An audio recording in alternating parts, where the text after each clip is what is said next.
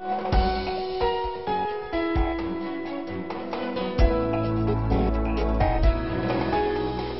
to the Jaco Report. I'm Charles Jaco. Coming up today, business tries to make its case for the endangered China hub project at Lambert.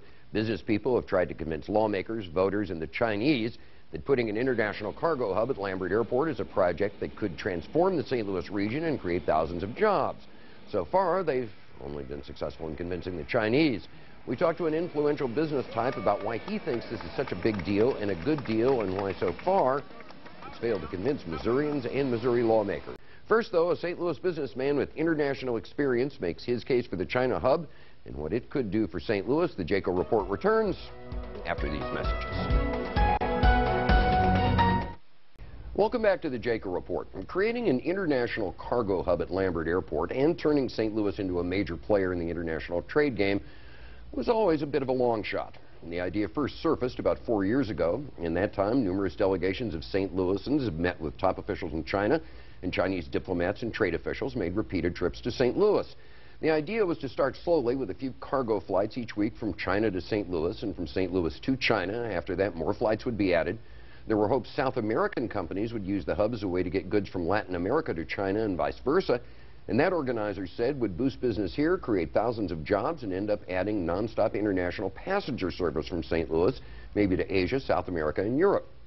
It was, to say the least, an audacious plan. The ultimate goal was to transform the St. Louis region entirely into a booming hotbed of international trade and investment. Supporters needed to make their case to China and the business community. There they succeeded. They also needed to make their case to state lawmakers and to regular people, mostly because of the issue of tax incentives needed for the project. They pretty much failed there. Joining us now to talk about the project is a man who's been involved with the China Hub Drive. He's Steve Burrows, who heads a St. Louis firm called Royal Rock Advisors. He's also co-director of the International Business Institute at the University of Missouri St. Louis, and in a previous life, he spent years as CEO of the entire Anheuser-Busch International Division. Steve, welcome aboard. Thanks for coming in. Thanks, Charles, for having me. Now, why do you think selling this as a job creation mechanism has been so hard to regular folks and legislators when the business community and the Chinese apparently thought it was a great idea? Well, that's a very good question, because when you look at the value of this opportunity, today China sends about $300 billion worth of goods to the U.S. somewhere.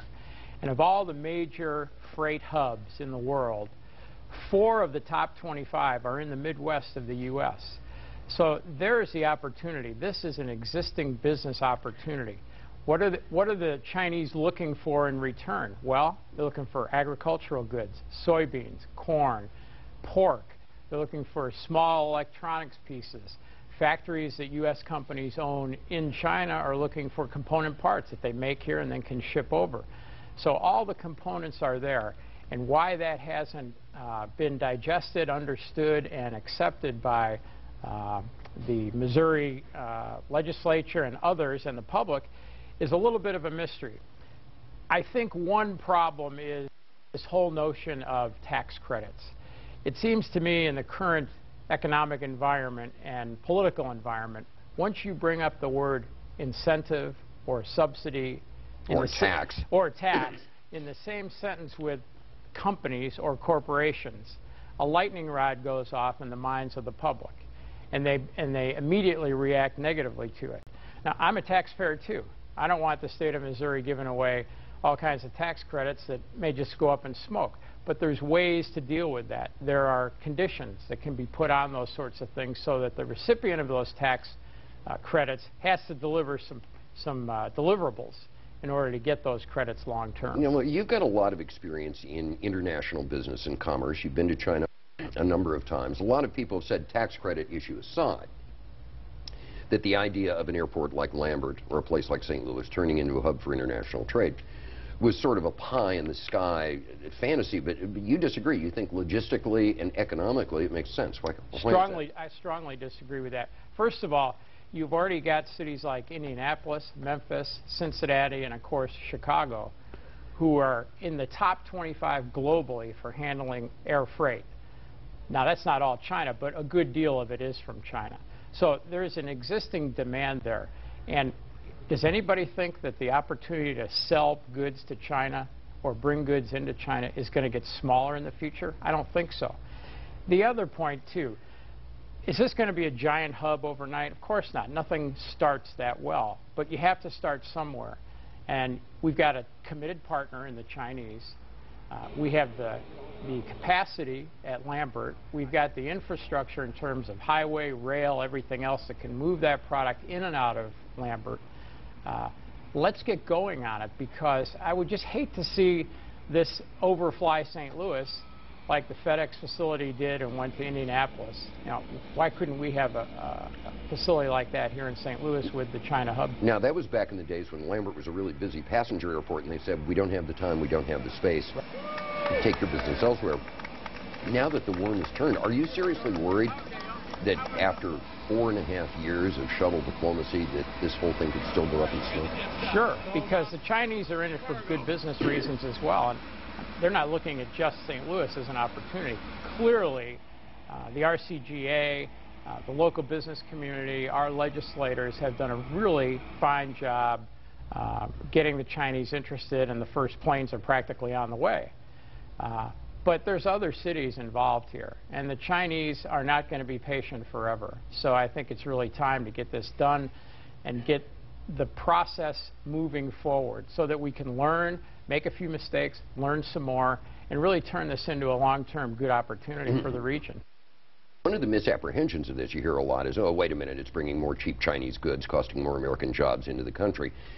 And not talking about the export opportunities to create jobs on the ground here and to export more stuff to have the Chinese buy. Talk to me about that. Well, whether or not we become a hub for Chinese imports is not going to have any impact on the amount of Chinese imports coming to the U.S. So give me a break. Do you want to be a part of the game and try and make something out of those imports and use that volume of goods that's coming in to try and create jobs? Or do you want to stand on the sidelines and look for some other way to try and create jobs? This is a reality that's right on our doorstep. And I hope that the community, the legislature, and all those involved will be able to make this happen. When you first heard about this several years ago, I mean, were you skeptical, or did that a light bulb kind of go on? You think, well, what a great idea. I thought it was a great idea. Now, never saw the business plan. Lots of things sound good on paper, but over the years, and I was with Anheuser-Busch back then doing a lot of international business, but over the years, as I became more aware of what was going on, attended more of the meetings, really understood what was being put together, and saw the tremendous progress that the RCGA and others made in terms of developing a relationship with the Chinese, I became much more optimistic about its potential. And now I just hate to see that opportunity go by the wayside. What do you think the end game would be? Has the RCGA and the people from the Midwest China Hub oversold this, you think? Because they've called this, quote, the big idea, or Aerotropolis, or whatever you want to call it, that said at the end of the day, maybe 20 years down the line, you could get all the stuff we talked about in the introduction. Non-stop passenger service to a number of continents, make St. Louis a front runner in international trade. I mean, was that oversold, or could that conceivably be possible if this went through over, say, a couple of decades? Who can predict that? All I know is if you don't get started, you're never going to have the opportunity to see that big victory at the end. When I ran international businesses, I can give you many examples where we started with a tiny little export agreement, meant nothing from a profitability standpoint, maybe created a couple of new jobs in the company. But over 5 or 10 years, it turned into enormous business relationships.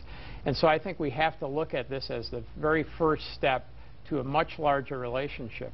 And relationships matter when you're doing business, and I think they matter even more when you're doing business with the Chinese. Now, I know you have not been involved at all with any of the foolishness going on in Jeff City and the ins and outs, but you mentioned earlier the idea of tax incentives.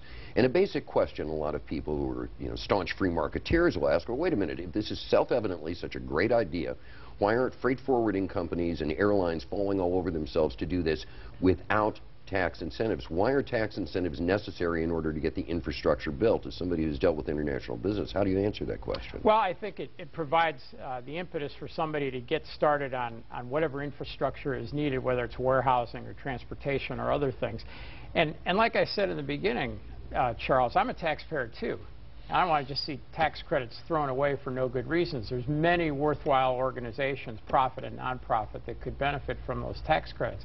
And that's why I think it seems like the legislature is putting some conditions on those, so that, okay, fine, Mr. Businessman, the state's willing to take a risk with our tax credits, but you have to take a risk too.